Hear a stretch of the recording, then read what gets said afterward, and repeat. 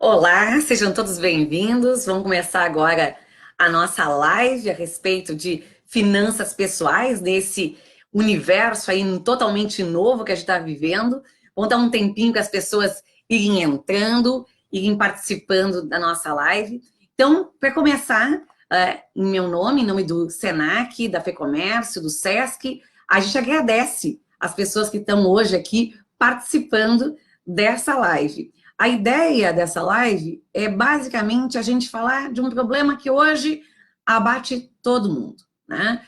Muita gente com o que aconteceu com essa crise que se iniciou e que a gente não sabe até onde vai, perdeu emprego, perdeu renda, está tendo uma nova realidade de muita, mas muita incerteza. Então, a ideia, basicamente, é a gente falar sobre coisas que sejam úteis para você, no seu dia a dia, né, na sua organização financeira, tentando fazer com que a vida fique mais leve, né? Num momento que é crítico, que é complicado para todo mundo, mas que se a gente se reorganiza, se a gente para e com tranquilidade toma as nossas decisões, fica muito mais fácil de levar esse novo normal, tá bem? Então, sejam muito bem-vindos. A gente está enchendo a nossa sala aqui, já tem 15, 16 pessoas, acredito que vai entrando mais gente agora nos próximos minutos. Então, enquanto as pessoas estão chegando, estão se acomodando aí para a gente conversar, eu queria combinar como é que a gente vai estruturar essa live.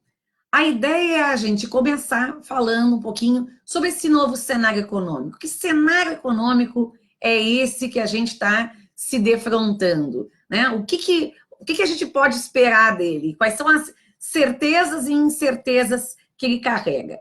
Depois a gente vai falar especificamente sobre essa nova realidade de renda de grande parte das famílias brasileiras. E como é que a gente pode organizar o nosso orçamento para se adequar a essa nova realidade. Eu vou falar também um pouquinho sobre as questões relacionadas a medidas de alívio imediato que a gente possa fazer uso nesse momento, né? Principalmente porque foram oportunizadas, seja via governo, seja financiamentos de banco, seja outras alternativas, né, para se ter um alívio a essa nova realidade de renda que as famílias estão tendo.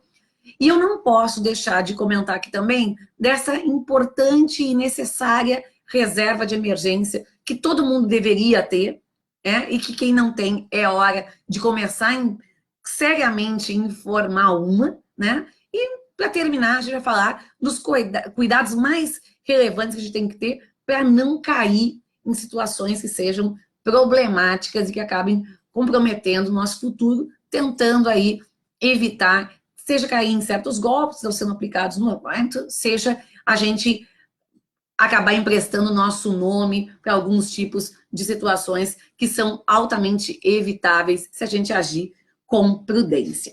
Tá bem? Então a gente já deu um tempinho aí para as pessoas chegarem, né, se acomodarem, e eu vou começar contando um pouquinho dessa história que nos trouxe até aqui e o que a gente pode esperar aí pela frente, tá bom? Então vamos lá.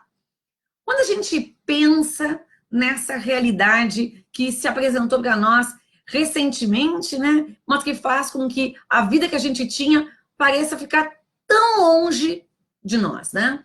Pois bem, eu vou dizer para vocês que 2020 começou como um ano que prometia muita coisa, né? Eu acho que todo mundo tinha uma expectativa muito positiva para o ano de 2020. E isso era compartilhado não só entre os economistas, mas de maneira geral. A gente via as expectativas bastante em alta. Tá? E isso era uma coisa que, obviamente, era boa, né? Era muito bom contar com um ano, depois de crescimento baixo em anos anteriores, contar com um ano que começava prometendo isso. E, de repente, veio essa hecatombe, né? Quando começou essa história do coronavírus, e começou lá na China, né? A gente muitas vezes pensou que essa crise podia ser mais uma daquelas crises que a gente acompanharia pela TV, né? Algo que acontecesse longe da gente, que não chegasse até aqui.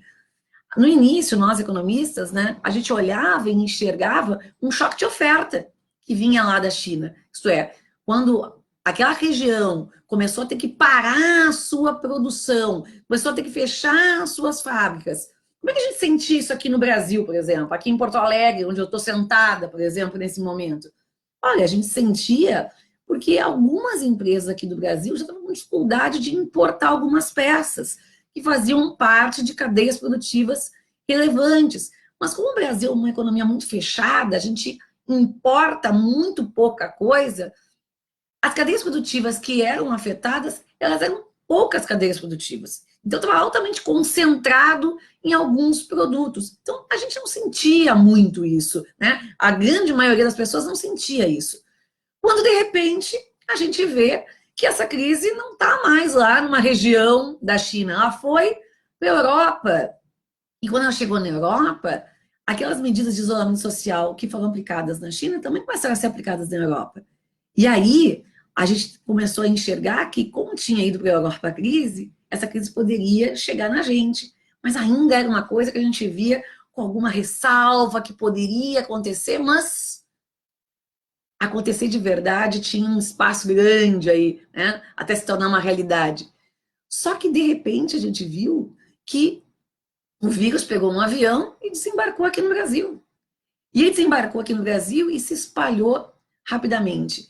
E aí os governos, como já tinham feito em outros lugares do mundo, perceberam que o jeito de fazer com que isso diminuísse o seu espalhamento fosse através das medidas de distanciamento social, essa expressão que agora está na boca de todo mundo.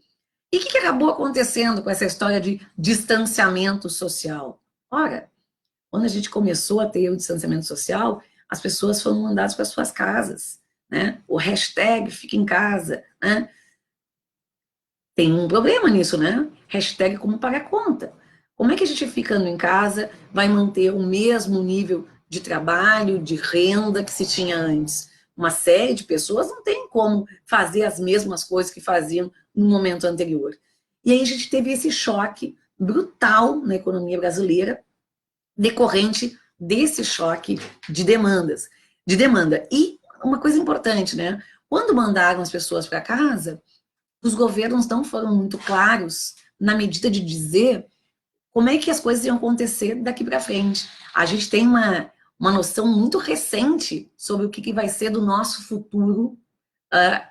Agora, recentemente, a gente teve, né, com essa conversa, por exemplo, do governador Eduardo Leite, falando na questão da flexibilização, mas existe muita incerteza pela frente.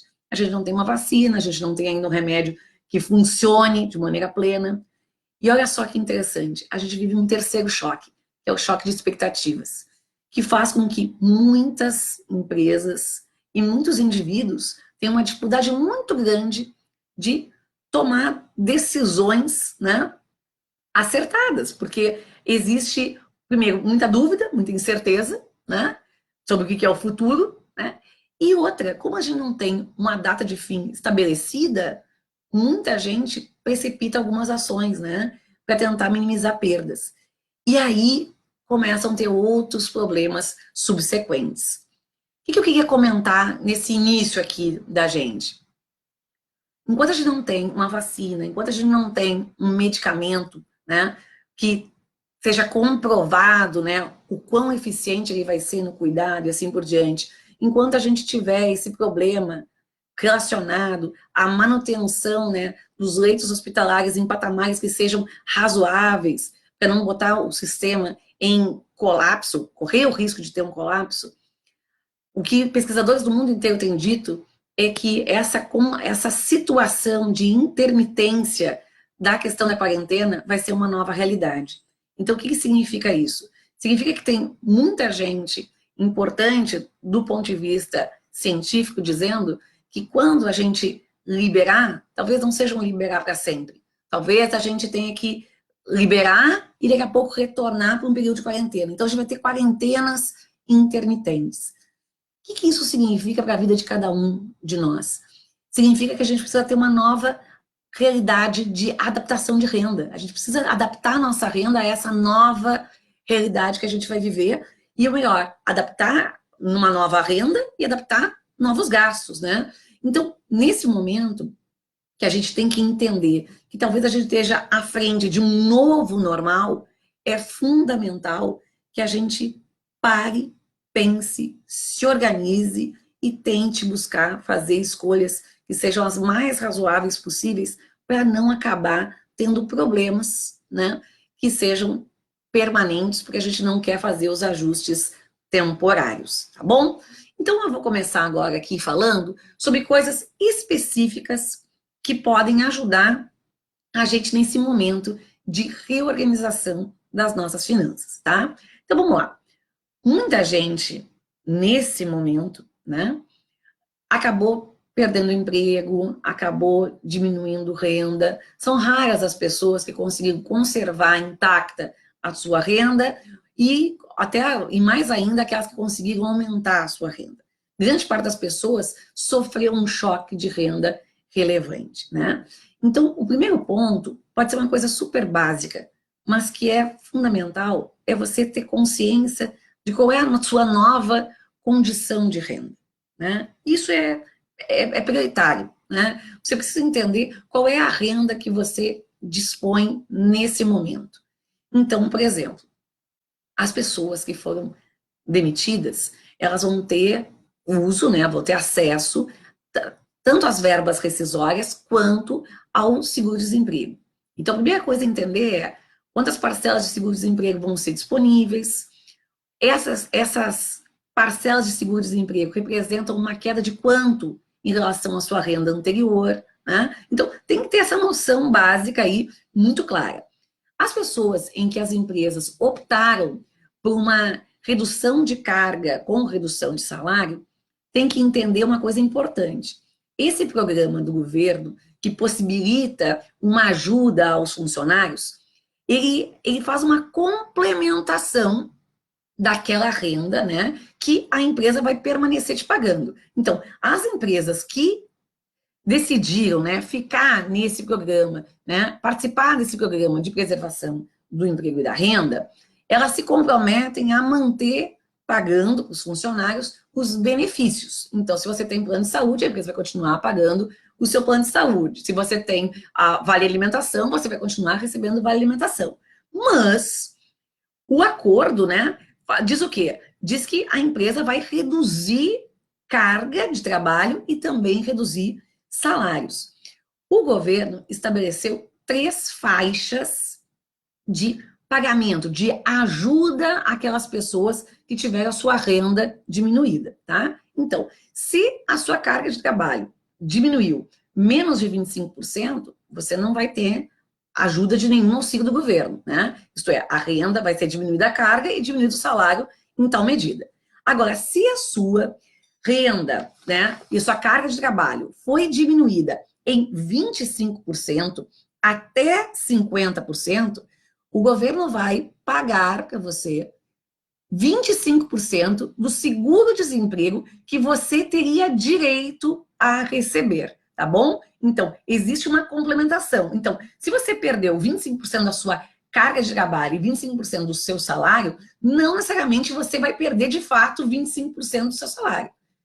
Tudo vai depender de quanto você tinha de direito de receber de seguro-desemprego e você vai ter acesso a 25% desse seguro-desemprego durante o período que foi acordado essa redução de jornada. Então, todas as pessoas que tiveram redução de 25% a 50% vão receber 25% do seguro-desemprego que teriam direito de receber. Quem tiver redução de carga de trabalho, né, de jornada de trabalho e de salário de 50% a 70%, menos que 70%, vai receber 50% do seguro-desemprego a que tinha direito. E as pessoas que tiverem acima de 70%, né, do que é a redução de carga de trabalho e também de salário, vão receber o equivalente a 70% do seguro-desemprego que teriam direito. O que é importante deixar claro aqui? As empresas que optaram por entrar nesse programa, elas dão uma garantia de emprego para os indivíduos no período de redução da jornada e também num período de igual medida a posteriori. Então, se você tiver uma redução de 2 meses de jornada e de salário, você tem garantido o seu emprego naqueles 2 meses e dos 2 meses subsequentes, tá certo? que tem que lembrar? Que acessar esse benefício que o governo está fazendo em termos de complementação não impede você, num futuro, de acessar integralmente o seu seguro-desemprego, tá bom? Então, esse é o primeiro ponto que eu queria deixar claro. As pessoas que vão ter redução de renda precisam fazer uma readequação dos seus orçamentos. Então, olha só, não vale a pena ficar confiando na memória não, tá? Tem que colocar no papel toda essa nova realidade de renda e depois eu vou te indicar que faça duas coisas. Liste do lado duas listinhas distintas. Uma, você faz os seus gastos que você julga ser essenciais.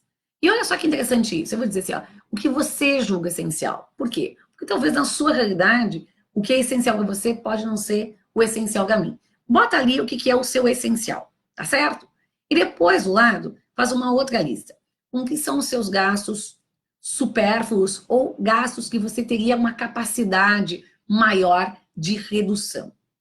Notem que esses grupos são distintos, mas é fundamental que você consiga fazer essa divisão entre o que são gastos de fato essenciais, o que são gastos que você tem uma dificuldade imensa de fazer cortes, e aqueles outros gastos que podem ser até importantes para você, mas que você poderia fazer um sacrifício, ainda que temporário, de redução, tá bem? Então, essa divisão é uma divisão importante. Quando você fizer isso, e você listar esses seus gastos essenciais, começa a prestar atenção de quanto esses gastos essenciais já tomam conta dessa nova realidade de renda que você vai ter. Então, por exemplo, se a sua nova realidade de renda for de R$ 2.000, e esses gastos que você julga serem essenciais já são R$ 1.800, você tem que entender que R$ 200 é a sua folga para os gastos que são secundários, né? Agora, uma pergunta que você tem que se fazer agora, mesmo nesse momento, é o seguinte: será que esse essencial aqui é um essencial que ainda cabe como essencial nessa minha nova realidade de renda? Isso é uma pergunta que você vai ter que se fazer, tá certo? Então, nesses gastos essenciais, você tem que pensar quais desses gastos que você julgou relevantes, você também poderia fazer algum tipo de redução. Mas prioritariamente, o seu corte, a sua redução, vai ser naqueles gastos que você considera como supérfluos ou secundários, assim por diante. Aí vai uma dica também super relevante. Chama a família para fazer isso. A nova realidade de renda não é uma realidade de renda que vale só para você. É uma realidade de renda que vale para todos. Todos da sua família. Então, todos na sua família têm que fazer a sua pequena dose de sacrifício. Eu não quero deixar de falar aqui do seguinte: a gente, ao longo do tempo, vai colocando na vida da gente algumas coisas que se referem a mais conforto, a mais comodidade, né? E a gente se acostuma com um determinado padrão de vida. É muito difícil a gente ajustar o padrão de vida para baixo, porque ajustar o padrão de vida para baixo significa abrir mão de certos consumos, abrir mão de coisas que, obviamente, trazem bem-estar para a gente. Mas se eles não cabem agora, nesse momento, na sua renda, insistir nisso pode virar um baita problema lá na frente. Então, chama os filhos, fala da possibilidade de reduzir, por exemplo, plano de celular, né? Muitas vezes uma família de 4 pessoas tem 4 planos de celular. Se a renda diminuiu, não tem condições de fazer isso. Às vezes as famílias têm streaming, têm TV a cabo, têm um mega plano de internet. Tem que pensar nessas coisas e tem que ver como que isso pode se readaptar nesse momento. A mesma coisa acontece com gastos que muitas vezes tomam conta da nossa rotina, mesmo sem a gente perceber. Vale a pena dar uma olhadinha lá na fatura de cartão de crédito e olhar como é que pequenos gastos acabam tomando conta do orçamento. Por exemplo, a gente começou a assumir no nosso cotidiano o uso dos aplicativos de transporte. Agora, está todo mundo em casa, né? Grande parte das pessoas está em casa, não está usando muito. Mas quando voltar, a vida começar a voltar ao normal, o que vai acontecer? A gente vai começar a se deslocar de novo. A pergunta é, será que vai caber no nosso orçamento tantas viagens com uso de aplicativo? Será que vai funcionar na nossa vida cotidiana tantos pedidos por aplicativos de comida que a gente fazia antes? Essas coisas a gente vai ter que repensar. E, de novo, não necessariamente significa deixar de fazer uso, mas fazer uso de maneira mais racional, até para no futuro poder usar melhor, tá certo? Então, chama a família, conversa, vê se isso é uma situação que pode ser resolvida temporariamente, tá? Se você tiver uma perda de renda que for de natureza mais permanente, os ajustes têm que ser mais drásticos. Talvez a gente vai ter que pensar nesses gastos essenciais, mudar de padrão também, mas nada que a gente não possa fazer com cuidado, com dedicação de olhar os devidos valores e, de novo, né, fazer de uma maneira planejada. Eu costumo dizer várias vezes o seguinte: todo corte planejado é menos dolorido do que um corte que foi imputado pela vida, tá certo? Então, antes que a vida vá lá e corte isso de você, faz esse corte ajustado, faz a escolha correta e você, com certeza, vai ganhar com isso, tá bom? Vamos continuar então. Então a gente fez essa primeira modulação, entendeu o que é a nossa nova realidade de renda, entendeu quem são os gastos essenciais e estabeleceu o que são os gastos secundários.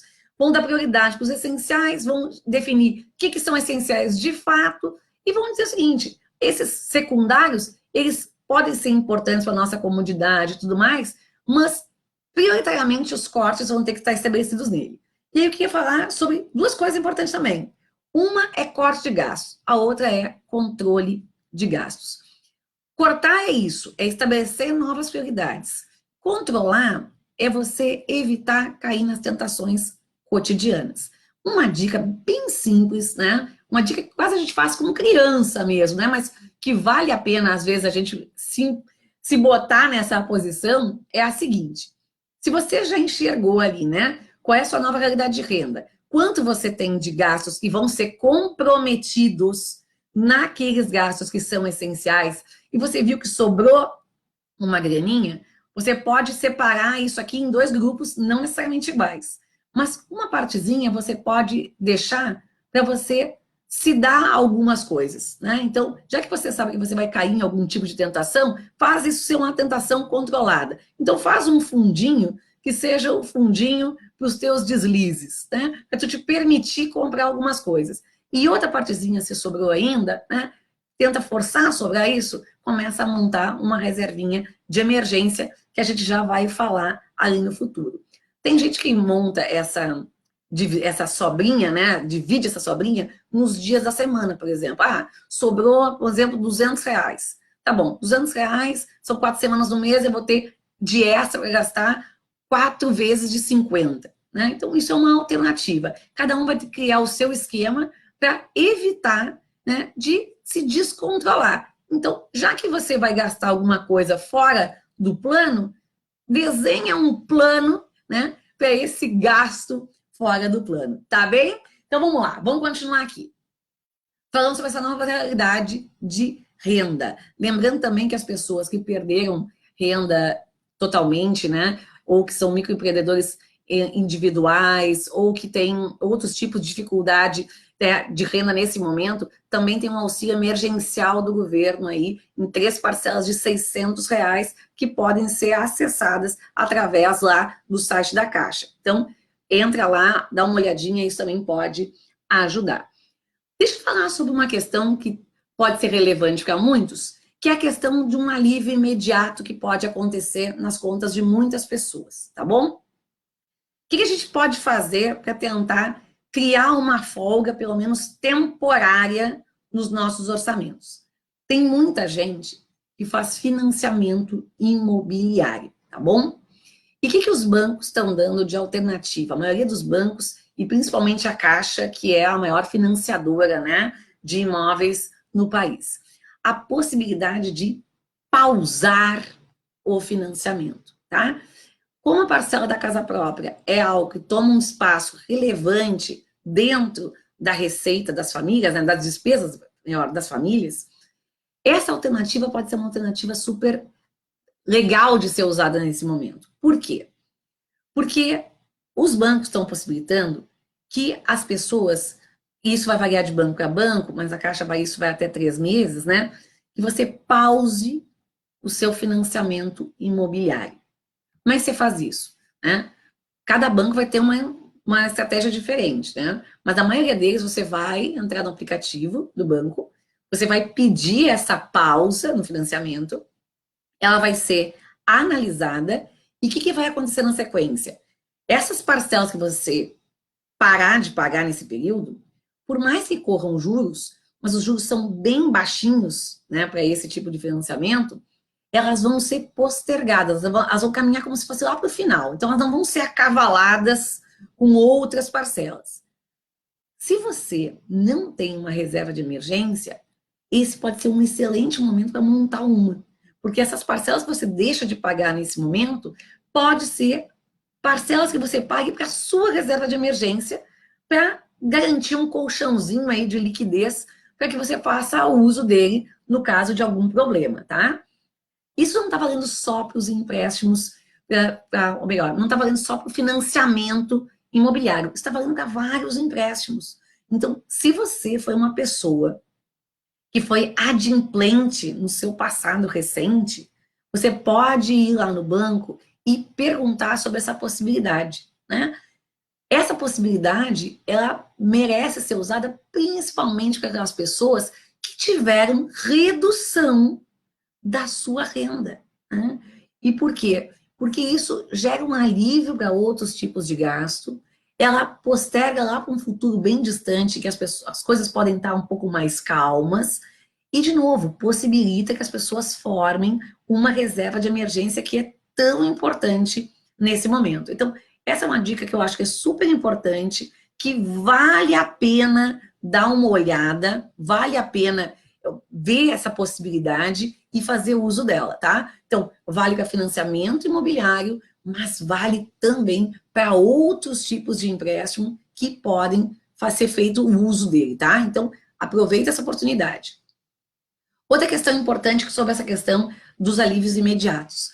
O governo liberou também um novo saque do FGTS. Agora, todas as pessoas que têm contas no FGTS, sejam ativas ou inativas, têm um limite de saque lá de um salário mínimo, tá? Então, se a sua conta tiver mais que isso, você vai poder sacar agora só um salário mínimo.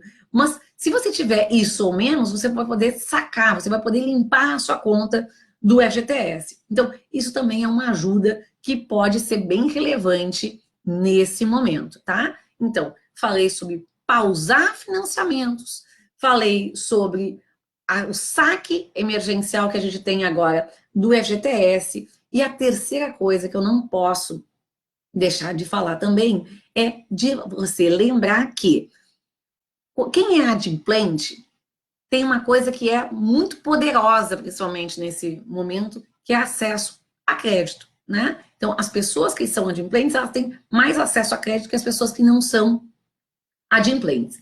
Então, eu preciso dizer para você que mantenha a sua situação de adimplência.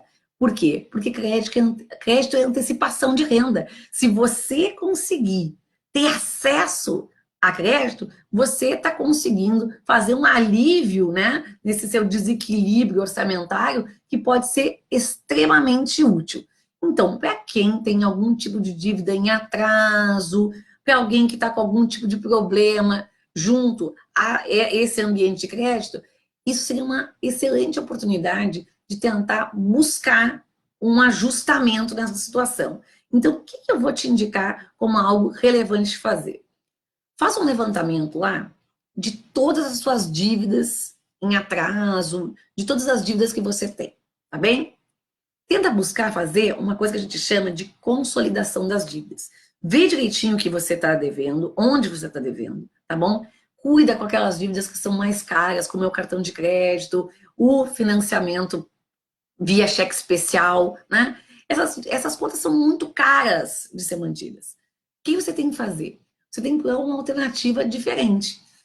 Crédito pessoal, né? O crédito consignado são alternativas mais baratas e muito mais viáveis nesse momento de serem pagas. Então, olhou as dívidas em atraso, procura um banco, vê a possibilidade de fazer um empréstimo pessoal, que você pague todas essas dívidas e você tenha uma nova dívida consolidada, né, com um único credor. Tenta negociar uma condição que você tenha capacidade plena de pagar e se manter adimplente. E aí vem um ponto fundamental. Banco é um negócio. Banco vai vender, ou melhor, vai alugar dinheiro a um determinado valor, a uma determinada taxa. E cada banco vai ter uma taxa distinta. Então, olha só, não vai no teu banco só procurar uma alternativa. Visita outros bancos, vê outras alternativas que sejam razoáveis, vê as condições que você tem disponíveis.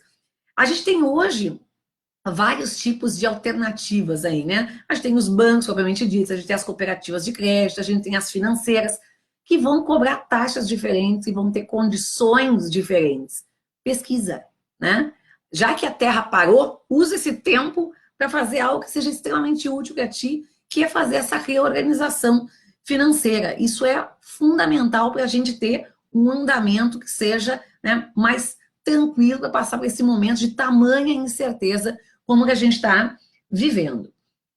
Vamos falar um pouquinho sobre a questão da reserva de emergência. Quem conseguiu fazer nos últimos anos, né, uma reserva de emergência, hoje está muito mais tranquilo do que quem não conseguiu fazer, tá certo?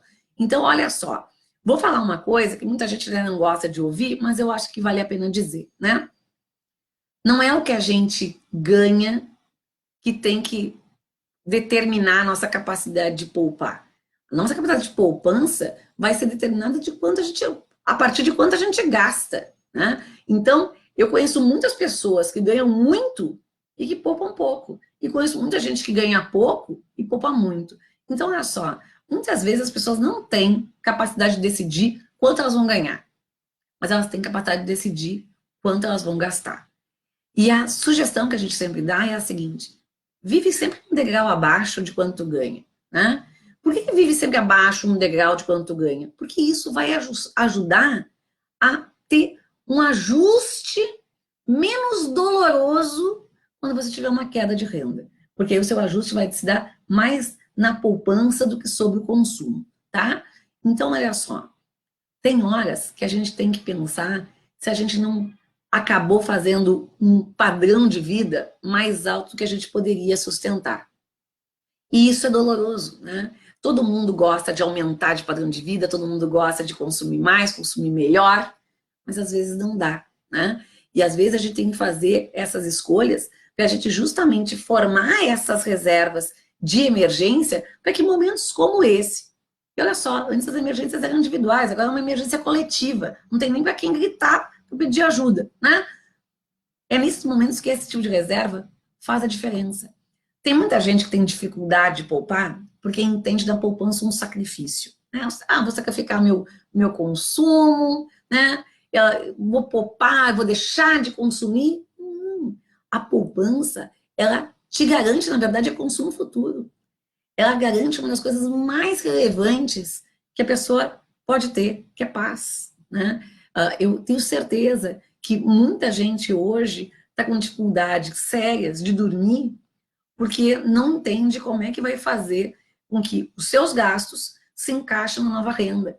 Quando a gente fala da reserva de emergência, a gente está falando exatamente desse colchãozinho, ali, nesse colchão que a gente está montando, para que quando houvesse uma queda de renda, essa queda fosse amortecida. Então, te falei sobre essa possibilidade de deixar um pouquinho para depois, né, essa questão dos pagamentos dos financiamentos, obviamente que pactuado lá com o seu credor, obviamente pactuado com o seu credor, não pode ser, vou me dar uma folga, né, não funciona assim, tem que pactuar e usar para fazer essa reserva de emergência. As reservas de emergência, né, tem gente que pergunta, olha só, quanto que eu tenho que ter de reserva de emergência? Isso é uma pergunta que muita gente se faz, né? Existe uma receita de bolo que diz o seguinte, que a gente tem que ter uma reserva de emergência de 3 meses do nosso gasto habitual, se nós formos pessoas que têm uma renda garantida estável, isto é, se tu é um empregado no setor público, se tu é um seletista, se tu tem emprego com carteira assinada, 3 meses de gasto, tá bem?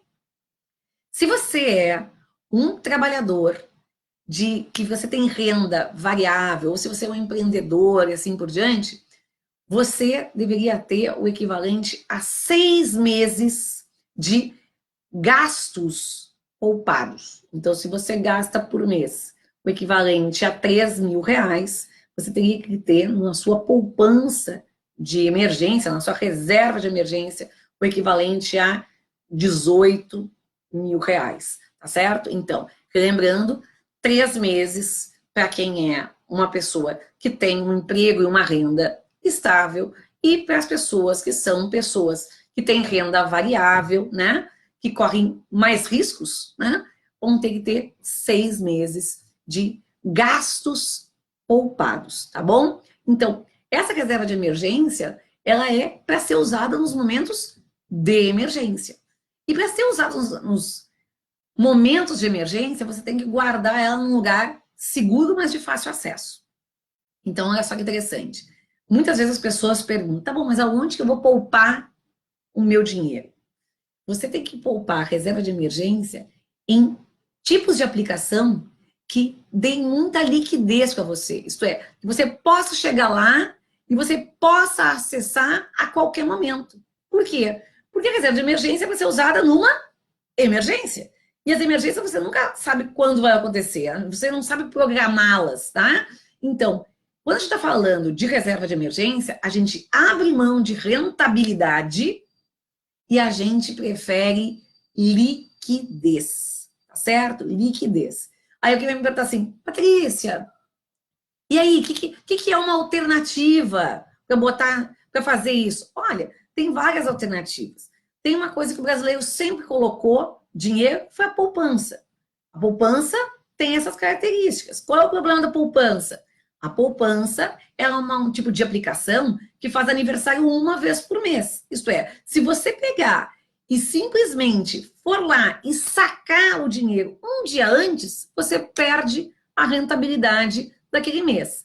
O que ela tem de benefício, tá? Vamos falar um pouquinho bem da poupança, já que todo mundo falou mal da poupança toda a vida, né? A poupança tem de benefício essa facilidade, ela não cobra taxa de administração, ela é acessível a praticamente todo mundo, e é uma coisa que o brasileiro já introspectou nos seus hábitos de investimento. Ela é a melhor coisa? Não. Ela é um investimento que é com baixa rentabilidade, principalmente se você for poupar valores maiores, ela é uma péssima aplicação, né? Mas para essas coisas que são mais cotidianas, para pouco recurso, para recurso que vai ficar ali simplesmente rendendo um pouquinho, ela não fica tão ruim, não. Tem outras alternativas que são CDBs de liquidez diária, né? Também tem que dar uma olhadinha ali e comparar com a rentabilidade de outras alternativas. Tem o Tesouro Direto Selic, né? Que é uma alternativa que também é razoável e de altíssima liquidez, né? E aí, olha só que interessante, comecei a falar um monte de coisinhas aqui, de palavrinhas mágicas, que às vezes ficam fazendo parte do vocabulário dos economistas. Falei em CDB, falei em Tesouro Selic, falei na poupança, que para muita gente pode ter sido a única palavra que conseguiu identificar. Olha só, quando a gente vai fazer uma escolha de aplicação, a gente está entrando num universo novo.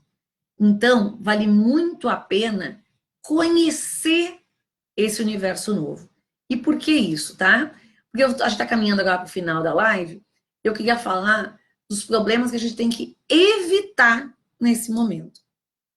Tem muita gente que, nessa situação, pode cair em alguns golpes, né? Porque, como eu disse, às vezes o desespero é o pior dos conselheiros, né? Quase sempre o desespero é o pior dos conselheiros. Mas a ambição também é algo que aconselha muito mal os indivíduos.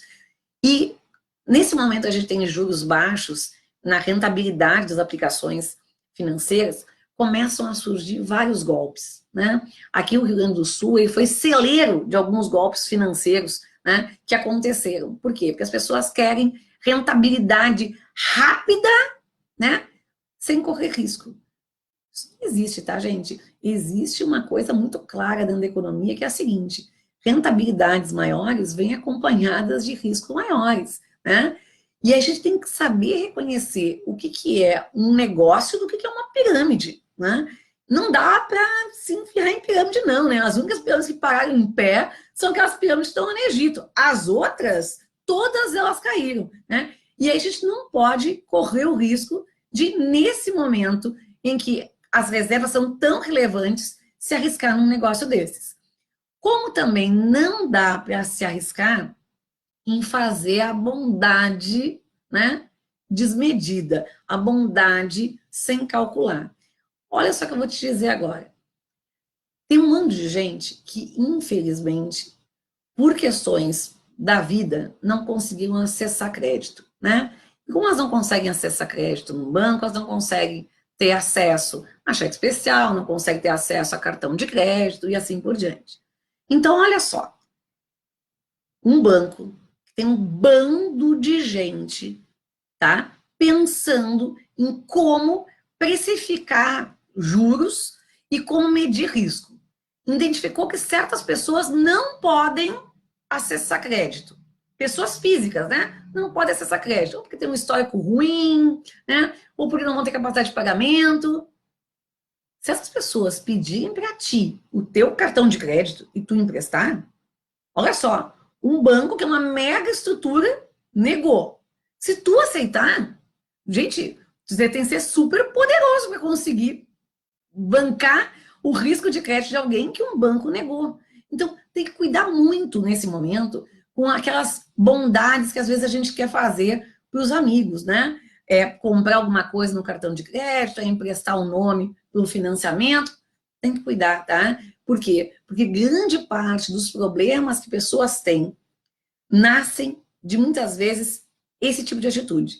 E muitas vezes isso acontece dentro até dos ambientes familiares. Então, eu vou dizer para você que às vezes é melhor ter alguém bicudo, porque a gente disse um não, né? E você ajudar naquilo que você pode ajudar, numa ajuda controlada, que é uma perda que você pode mensurar de que tamanho seria, né? Então, eu preciso comprar alguma coisa. Não, eu te ajudo aqui, eu te empresto esse dinheiro aqui, se for o caso, né? Ou preciso comprar algo de alimentação, eu compro a você, né? Mas evita emprestar o cartão, evita emprestar o teu nome, porque isso pode custar muito caro lá na frente, tá? A gente já está com 42 minutos de live aqui. A gente já falou basicamente de quase tudo que a gente poderia falar como esse. Então, eu vou terminar aqui falando de 3 pontos que eu julgo que sejam fundamentais, tá? Então, vamos lá. Recordando o que a gente falou ao longo dessa live inteirinha aqui. Primeiro, se você está numa nova condição de renda, você precisa redesenhar os seus gastos, tá bom? Então, redesenhar os gastos significa cortar algumas coisas e controlar outras, tá bom? Não confia na tua memória, passa tudo para o papel, identifica o que é essencial para você e convida a família a fazer parte disso, tá? Isso é uma nova realidade da família. Quanto mais rápido for o ajuste que você fizer, pode ser que mais temporário ele seja também. Segundo, quem tem possibilidade, nesse momento, de gerar algum tipo de alívio, o faça. Hoje a gente tem algumas vias interessantes para fazer aí, que são as pausas nos financiamentos. Tem financiamento de casa sendo pausado, tem financiamento de carro sendo pausado, tem empréstimos sendo pausados. Vai lá, procura a instituição financeira que tu tem esse financiamento correndo e vê as possibilidades disso acontecer. Não esquece que hoje a gente tem acesso a uma renda extra, quem tem fundo de garantia, de poder sacar até o limite de um salário mínimo, e as pessoas que tiveram sua renda diminuída por causa do acordo que houve, né, das empresas que entraram nesse programa de preservação do emprego da renda do governo federal, tem que lembrar que aquela diminuição de renda pode ser diminuída, né, pode ser aliviada por essa parcela, uma parte do seguro-desemprego que essas pessoas também vão receber. Terceiro ponto super importante que a gente não pode esquecer aqui, reserva de emergência. Aqui eu acho que é a vida ensinando para a gente que reserva de emergência é algo extremamente necessário, extremamente importante e que todo mundo deveria ter, tá certo? Lembrando, o que tem que definir a nossa capacidade de poupar não é a nossa renda. O que define a nossa capacidade de poupar tem que ser aquilo que a gente gasta. Então fica a dica de sempre viver um degrau abaixo do que é a sua renda. Lembra, essa diferença não é o que você está deixando de gastar, é um colchão que você está construindo para momentos que nem esse, você viver mais tranquilo. Para terminar, não pode esquecer, tá certo? Cuida do teu nome, né? O teu nome vai ser algo extremamente relevante para o futuro, para acessar crédito, para continuar participando dessa engrenagem da economia. Então, evita emprestar teu cartão de crédito, evita emprestar o teu nome para fazer compras no teu nome, né, para outras pessoas, e não se leve pela ambição aí e acabe entrando em algumas furadas. Gente, terminou o meu tempo aqui. Vou lembrar para vocês que todo lugar que a gente faz, né, os nossos gastos, né, cotidianamente, é um lugar que a gente pode questionar se eles são razoáveis ou não. É uma apertadinha aqui, uma apertadinha ali que a gente pode dar e a gente continuar passando por esse momento, que é um momento tão turbulento, de uma maneira mais tranquila. Se os boletos vêm, né? Se eles nos encontram, eles sabem onde a gente mora, né? Vão responder de maneira adequada, de maneira razoável, vão fazer os cortes, os controles, as adaptações, porque uma coisa é certa, né? Tudo passa. E tomara que a gente passe logo dessa situação e que esse tempo que a Terra parou tenha servido pelo menos para a gente se reeducar. Foi um enorme prazer estar com todos vocês aqui. Muito obrigada pela atenção que vocês tiveram com a gente nesse momento. Em nome da FEComércio, do SENAC, do SESC, nós estamos aqui todos juntos, lutando pelo seu bem-estar cotidiano, né?